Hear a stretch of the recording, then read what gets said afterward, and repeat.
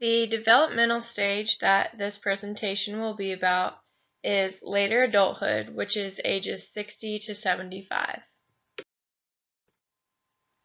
My population is individuals in later adulthood who are diagnosed with cancer and have minimal insurance. This could be for the fact that they lost their benefits from retirement from their career, or the fact that health insurance for individuals in this stage are so expensive because they are at high risk of needing medical assistance. Talking about the developmental tasks in this stage, the first one is acceptance.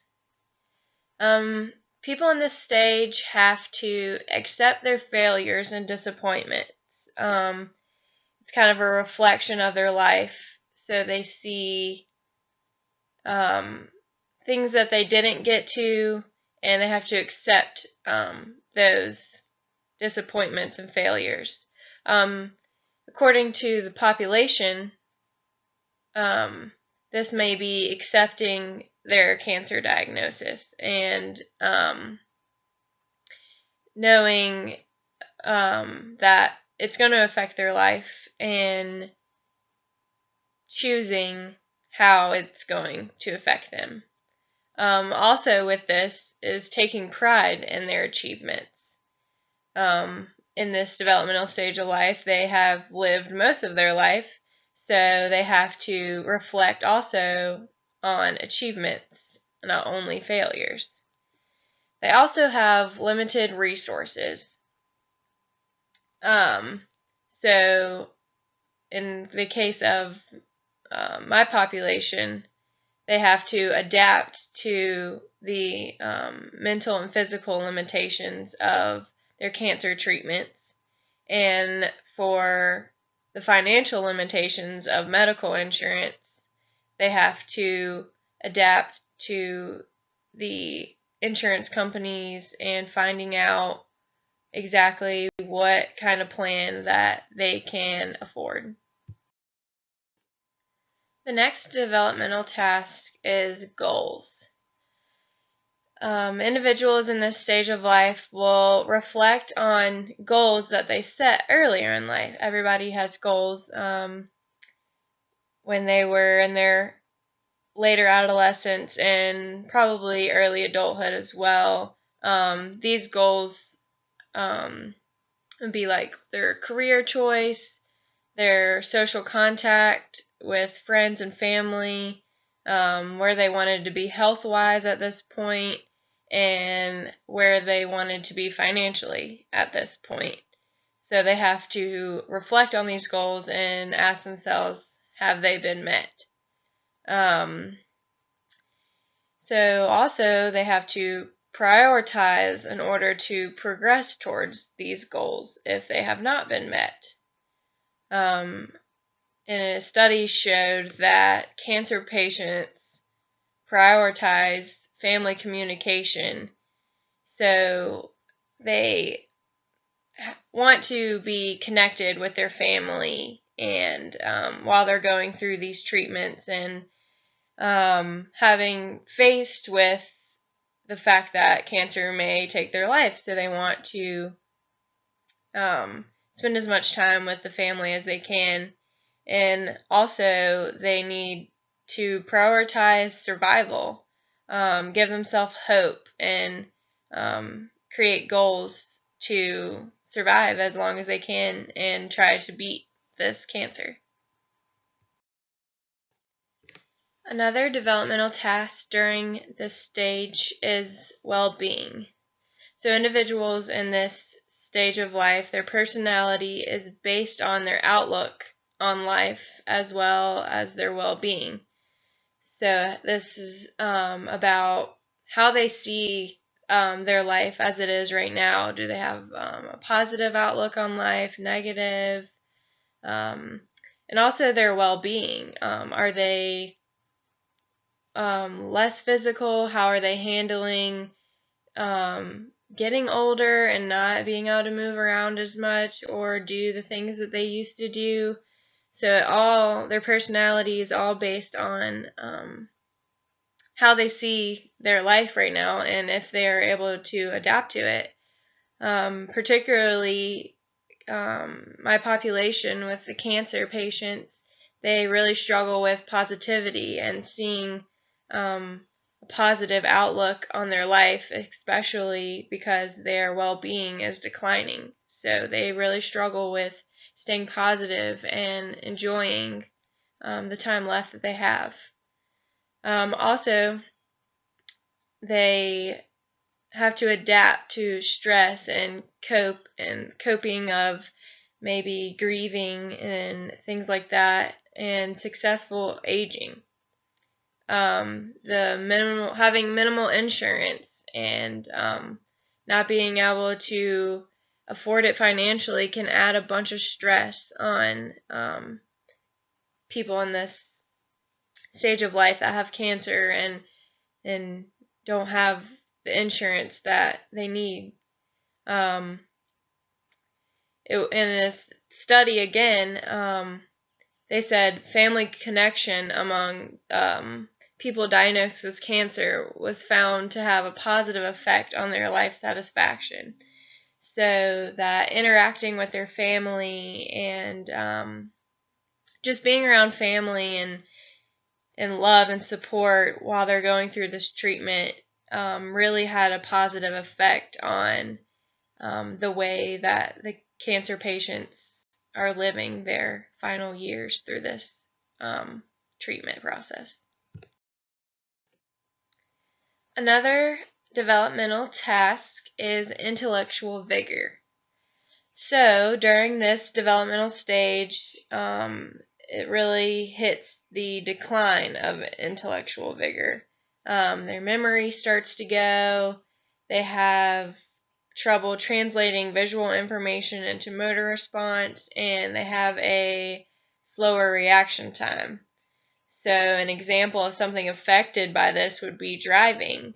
So they could get into more accidents or just drive slower. Are always talking about get off the road, Grandpa. Well, this is because that their reaction time in recognizing visual information and turning them to motor response is declining. So that's definitely a issue in this developmental stage. Their memory, their short-term memory is what's being affected more so than long-term. They are able to recall long-term memory and events and stuff that happened in the past, but it is their short-term memory that really is in the decline here. They have trouble, remembering yesterday, remembering last week, or taking things that have happened recently and putting it into their long-term memory is a lot harder for individuals in this stage. So although some of this intellectual vigor is declining, their areas of expertise actually remain pretty sharp. So if they are super intelligent in a certain area, doesn't matter what it is, usually that stays sharp in their mind and it doesn't decline with age. So during this developmental stage, there's still a lot of change that's going on. More so role change. So there's some gaining of roles during this developmental task. They most likely are gaining the role of grandparent with their kids having kids. They also can gain the role of community leader because of retirement. They are not spending their days at work, so they spend their days doing things in the community and becoming a leader in that. And they also gain the role of dependent instead of independent. So in the case of my population, the cancer patients will become dependent on their family to take care of them, and also if they are not able to afford their medical insurance, they'll also become dependent on their family to pay their medical bills in order for them to receive the treatment that they need. So that can be a difficult gained role, although some other gained roles as grandparent may be very rewarding to them. So a loss of roles is a big thing in this developmental developmental stage as well. They may experience the loss of their spouse, the loss of their career through retirement, the loss of their friends, dying and seeing them go. They also lose the role of being independent. My population specifically, when they are going through treatments and they have to depend on nurses and doctors and families to help them through this treatment, and it really declines their well-being, and they might not be able to be left alone, and they need help getting around and doing daily activities. So because of retirement and not being able to do things that they used to do that are more activious, they become more involved in leisure activities, such as gardening and volunteering and things like that, things that are kind of low caliber, things that they can get into to occupy their time. So the last developmental task in this stage is their view of death. So there's no ignoring that they're getting closer to the end of their life. They're going to have to experience a lot of grief during this stage of losing their peers, their siblings, and maybe their spouse. So during this stage, they kind of have to have an acceptance of their mortality and know that their time is coming to an end. And specifically my population who are diagnosed with cancer, they have to accept the fact that this cancer may take their life, and they have to not be scared of death and view death as maybe a motivator to spend as much time with their loved ones and get some things off their bucket list and just enjoy the time that they have left in their life.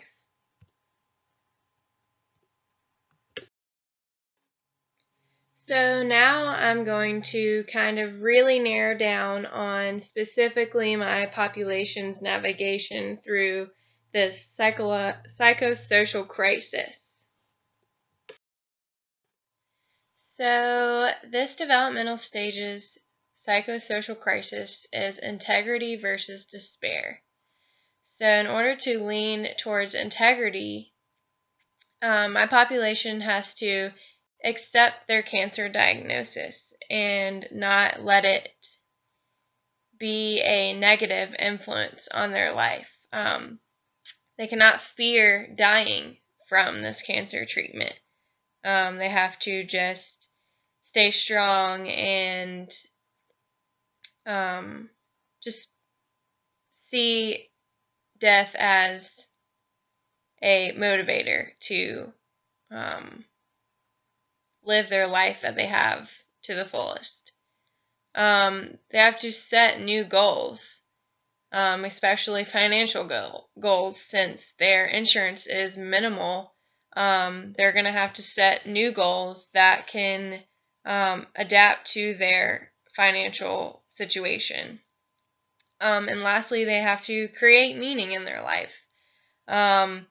Since cancer probably is taking away some of the things that they wanted to do in this stage of life, they're going to have to create new meaning in their life, and find the things that are important to them and live out those things to the fullest. If they go towards despair, then that means that they are just totally focused on death, that cancer is going to take their life, that they're going to die, there's no point of living. They'll be very preoccupied with the what ifs. Since cancer, these treatments will probably decline their physical abilities and things like that. They're going to be totally preoccupied with, well, what if I could do this, and what if I never did this, and things like that. And finally, if they are in despair, then that just means that they have lost hope. They have lost the will to survive. They have no drive to beat this cancer, and they've just lost all hope for enjoying the rest of their life in this stage. So the central process and the way that they will navigate through their psychosocial crisis is through introspection. And this is kind of their reminiscence, their review of their life. And this can either be integrative or obsessive. Integrative is a more positive take, where they find the meaning in their life, where they integrate what they have currently and what they want to have. So they find the meaning in their life, and they stick to that and really focus in on what is important to them and what they want to achieve. The obsessive review of their life would be the inability to accept their cancer, to really dwell on it and just not be able to see past their cancer diagnosis and just see themselves as a cancer patient, as opposed to an individual just dealing with cancer. And they kind of lose their sense of self. They also will focus on the guilt that they have of their loved ones having to take time out of their lives to take care of them and to also pay for their bills, and so they just feel as though they're a burden on their family. So a study that I found showed that the high impact of crisis reaction for cancer patients was a lot greater after 7 weeks post-diagnosis compared to 10 days post-diagnosis. So they had cancer patients 10 days after they had been diagnosed with cancer, and their impact of this crisis, the impact of the crisis had on them, and then compared it to the impact of the crisis after 7 weeks. And the impact of having this diagnosis was a lot greater after 7 weeks. So this basically means that the longer that they are battling this cancer, the more that it weighs on them, and that they lose hope, and that the impact of this cancer really affects their well-being and the way that they live. So the prime adaptive ego quality of this stage is wisdom. So if they've moved through their psychosocial crisis towards integrity, then that will equal wisdom. So for knowledge, my population is just going to have to utilize their resources. Use the knowledge of just experience of just living up until you're 60 to 75 years old, and use their community resources and just any type of resources they can get to explore their insurance options and try to get the best possible care that they need. They'll also prioritize their values. They will put value on their own life, so they will keep up hope and be happy in their life as it is right now, and strive to beat this cancer and want to live, and also prioritize their family connections. As that study showed, that was one of the main influences on life satisfaction for people in this stage. So those with cancer really will just get connected with their family and just enjoy their family time, instead of dwelling on the fact that they're going to die eventually. Also, the individuals who accept wisdom will accept that they cannot predict the future. They won't stress so much about the unknown of if this cancer is going to take their life, is it going to get better. They just live for the here and now and enjoy the time that they have now. And also, they'll have a good sense of life management. They'll have goals for themselves, and they won't let themselves just deteriorate. They gave themselves hope and just plan out their lives, and also kind of structure the lives that they're leaving behind. Maybe promote some wisdom into their grandkids and their kids, and just manage the time that they have left to make sure when they do leave that they have left behind as much knowledge as they could. So the core pathology for this developmental stage is disdain. So if they have moved towards the psychosocial crisis of despair, then that will equal disdain. This includes rejection of people. The cancer patients won't want to accept help. A lot of times you'll experience stubbornness, that they just feel as though they are helpless and they don't want help from anyone, that they're just going to die and that's just going to be it.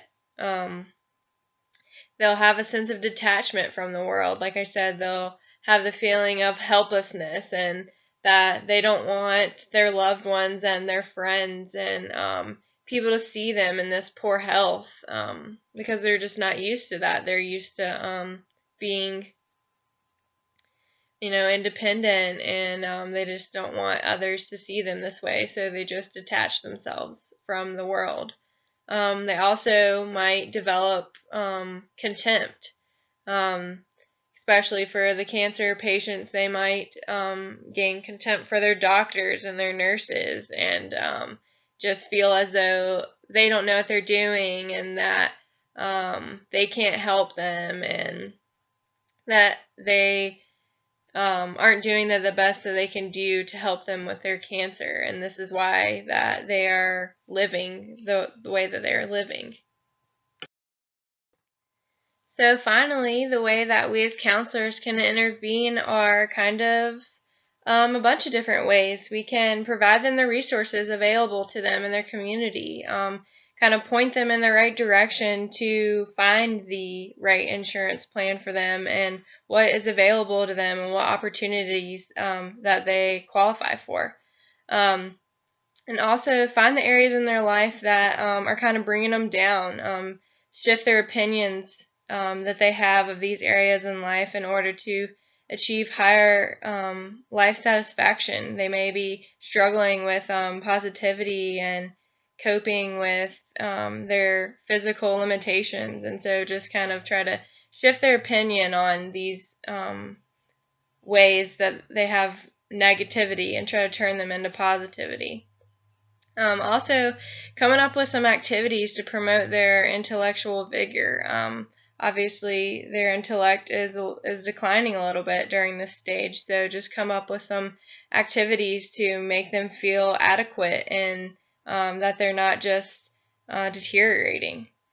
Also, finding meaning in their new roles that they've created in life. I think existentialism theory is kind of perfect for people in this developmental stage. Kind of get them to see the fact that, yeah, you do have cancer, but how are you going to live with it? What your reaction to it says everything about how your life satisfaction is going to be. It's the way that we react to the situations in our lives that will be the ultimate factor of our life happiness. So we just need them to find some meaning in their life and really try to take a positive outlook on battling this cancer. And with that said, using death as a motivator is another tool of existentialism theory. As I said before, just use death as a motivation to make those family connections, make those other social connections that they wouldn't have the motivation to do before, and just really motivate them to get some things done that they always wanted to do before their time is up. And one other thing I thought would help would be a little bit of solution-focused therapy. They're in this stage of going through a lot of negativity. They're battling this cancer, and it's dwelling their well-being, and they're stressed about not having the right insurance and if they're going to get the care that they need. And so creating small goals and achieving these small goals will produce some positivity in their life.